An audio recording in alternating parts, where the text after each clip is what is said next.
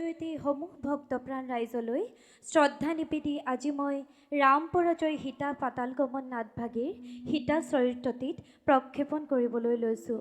কিবা ভুল ভ্ৰান্তি হ'লে ক্ষমা কৰিব। কৃষ্ণ। ক্ষান্ত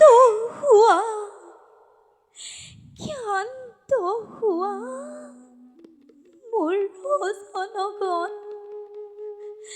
জানকীৰ জয়ধ্বনিৰ আৰু নাই প্ৰয়োজন। মই সীতা জনম দুগুণী, কোটি কোটি তপস্যাৰ অন্তত লাভ কৰিছিলোঁ মই শ্ৰামহেন স্বামী ৰত্নময়। কিন্তু মোৰ বাবে বিৰোধী হ'ল ৰাম। শ্ৰীৰামৰ বাবে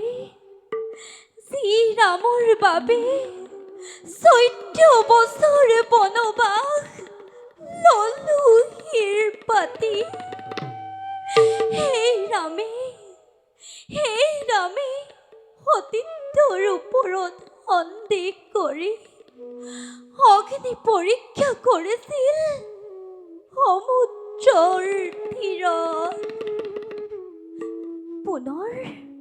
পুনৰ অযোধ্যাৰ তিয়লীয়া প্ৰজাৰ কথাতে চালনাৰে ঠেলি দিছিল জনহীন অৰণ্যৰ মাজলৈ।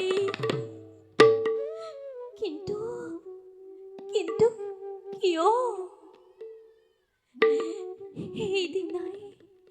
সেইদিনাই আছিল মোৰ মৰণে কাম্য। কিন্তু ৰঘুবংশধৰ লৱ কুশ আছিল মোৰে গৰ্ভত।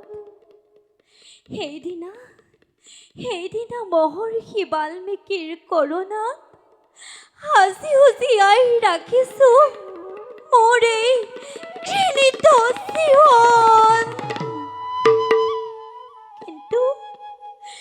কিন্তু কিয় কিবা দুখ মোৰ? কিয় হলা মোৰ প্ৰতি এনে নিৰ্মম ৰাগ?